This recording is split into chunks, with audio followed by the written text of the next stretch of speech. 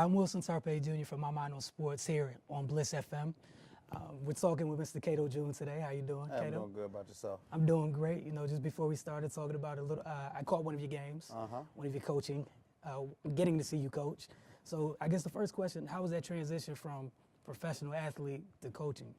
Well, I think the transition from athlete to coach is already difficult in itself, but to transfer from professional athletics to high school athletics it takes some time to, because you're used to traveling in a certain manner, you're used to operating in a certain manner, and you don't have the same resources, we'll call it. We don't have the same resources, and that's what makes it a little tough and makes it a little different. But I think that's what brings the fun out of it as well. All right, one of the big things is not only are you reaching back, helping the younger generations, but you're doing it at your alma mater.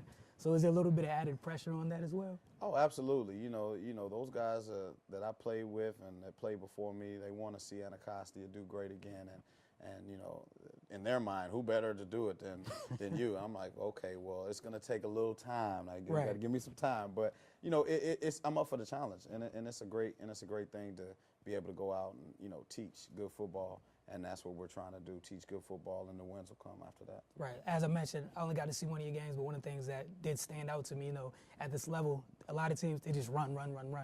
You guys got to a point in the game where, went out trips, spread the field out a little bit, got the throw, and I was really impressed by it.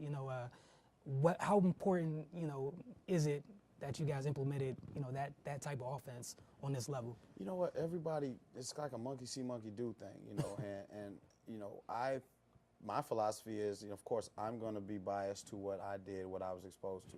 My offensive coordinator, who's a teammate of mine at the University of Michigan, he's a running back. Right. And it kind of baffles me a little bit. I'm like, you're a running back, but you don't like running the football. He wants to throw. But I like it. I like it because it helps develop kids. And our whole philosophy is we want to get kids ready for the next level. We want to get guys to get to the point where they're college ready. And just running the football is, I guess it's cool if you have a great running back, but, we want to play the game the way it's supposed to be played. So if we're going to run the ball, we're going to throw the ball, we're going to give different formations, we're going to spread out, and we want to teach the kids to understanding concepts. And that is a big part of what we do, is just trying to get them to understand different concepts and learning the game of football. The more I'm around them, the more I know that they don't know football. Right. They really don't know football, and they're not being taught football concepts. So that's kind of you might see, some funky stuff, some stuff that people typically don't do, especially on the high school level. They're not going to throw the ball, 30, 40 times a game, and sometimes we will. Yeah, I was definitely impressed by it. You guys kind of just abandoned the run and just went spread. I was like, hey, okay. You guys look good doing it, though. Hey, man, we're working, man. We're working. We're trying to get, some consistency going there. We're a young team, but, I think we'll be able to, over the next couple of years, win a lot of football games. All right, speaking about the youth on the team, everyone's not my age. They didn't all get to watch Cato play in the NFL. How have the kids been responding to you? They're from the show me state. Right. I think all my kids are from Missouri. You didn't play football. Let me see. Where's your ring? You didn't win a Super Bowl. I'm like, I just don't walk around with my Super Bowl ring. I remember one time in the alley, like, hey, you Coach June? You play football? Like, yeah. Where's your ring? I'm like, dude, I don't. Just wake up in the morning and put a Super Bowl ring on. I don't have it on, right? But and the good thing about it is they can look up anything they want on the internet. Yes, they can. And it's good and bad because what they want to see is, who trucked you? The Calvin Johnson. I'm like, look, man, Calvin Johnson stiff-armed you that one time. Then I'm like, okay, it happens. I play football. He's a great player. So they don't care about the part, They don't care about all the good stuff. They want to see you get dogged out because they're looking for the YouTube clip, that big clip. And that's exactly what they're looking for. Outside of the Calvin Johnson stiff-arm, anybody find anything good to present you with? Well, yeah, they Coach, what's that dance? I was like, it's the hee-haws, old dance, it's a go-go dance. You guys don't know about it. Man, what's that, man? Y'all don't know. You don't know about no. Okay, you know what? You got it. You're right. I always tell them, they'll be like, well, what did you do? Who did you do this? Did you play against this guy? I'm like, just look it up, So I give them little homework assignments if they want to ask me football questions. But I try not to keep it about me and what I did, because it really doesn't really matter, especially right now. But I try to, focus the energy on them and have them learn more about the game, and because they just They don't know the history of the game. They don't know a lot of players. And, of course, I don't expect them to know me or know who I was. A lot of them weren't even born. But I tell you this, you know, I do want them to understand and know some of the greats so that you can have real football conversations. You know, you don't have to play in that era to, you know. Appreciate it. To appreciate it, yeah, absolutely. So I definitely want to commend you on going back to your old school and then teaching the youth in the area that you grew up, you're familiar with. Just a quick couple questions about the NFL. I'm sure you still watch. Absolutely. You know, it's probably hard I'm a not big fantasy to. football guy. I always was. Oh, okay. Andrew Luck, quarterback on your fantasy football team? Nah. He went off the board really fast in a couple of my leagues. So, you know, I was stuck with some other guys. Some other guys? We're not going to name them? Yeah, I'm not going to put the team out there. You know, everybody might want to steal my little strategies. All right. We're just looking at, you know, how the game's been changing, especially someone like yourself being on the defensive side of the ball. You know, every year it seems like rules change. You hear defenders talk about, you know, it's harder for them, you know, with the rules changing. Everybody wants higher scores, you know, everything to favor the offense. As a defender, you've seen a lot more injuries, a lot of guys talking about it's better. It's almost like the league's asking them to aim lower. Now, how do you feel about that? Do you think that's kind of where it's leaning to? You know what? When we're talking about taking money out of people's pockets, you don't have to do what you have to do. You have a job to do, and a job is to get the defensively, is to get the guy on the ground. You know, they're not going to say, oh, well, he would have got fined if he'd hit him this way. They're going to say, you missed a tackle. I'm going to need a new guy.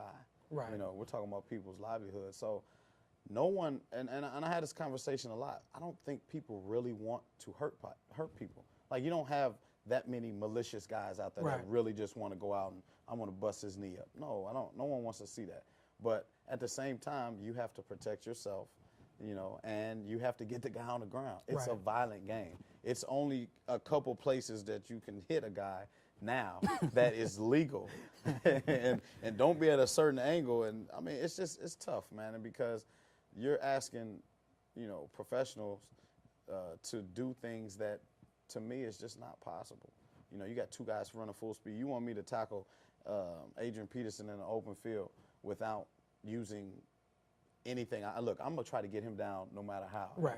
You know, so it's a lot of things that are very difficult to do. It's not, I won't say it's not fair, but it's difficult. Right. It's difficult to do that because you don't want to, you have to make a decision. We used to call it, hey, I got to make a business decision.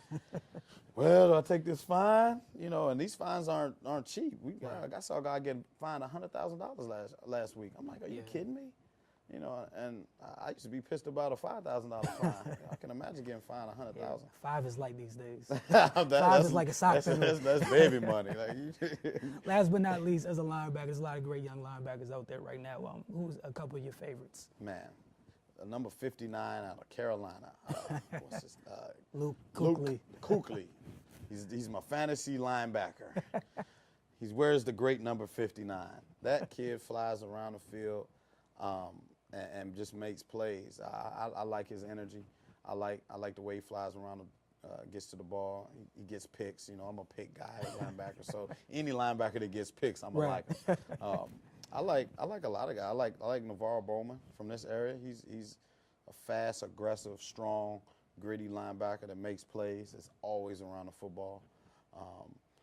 The kid Sean Lee in Texas, they just paid him something ridiculous. I was like, whoa, I wish they was giving out those checks when I was playing like that. But I mean, watching him play, he makes plays on the ball in the passing game, and I think that's what separates. You know, the linebackers to the next tier linebackers. You have your linebackers that can rush the passer and get a lot of sacks. You know, your DeMarcus Ware type. I really think he's a DM. But, you know, Von Millers and et cetera. Clay Matthews and, you know, Von Miller. Those guys that do a really good job of rushing the passer. Then you have guys like Sean Lee that can play in space. And I think with the more passing people are doing, linebackers that can play in space and make plays on the football, I think are even more valuable, or just as valuable as the guys that can rush the passer and get sacks. That's my opinion. I would definitely agree with you. With 18 wide receiver sets. Exactly. What does it feel like? Some people have 6 different groups of wide receivers. But Cato, I want to thank you so much, man. I truly appreciate it. Oh man, thanks for having me. I want to thank you guys for tuning into this interview. Check us out every Tuesday evening right here on BLIS FM. My mind on sports, 8 p.m. Eastern Tuesdays. Thank you.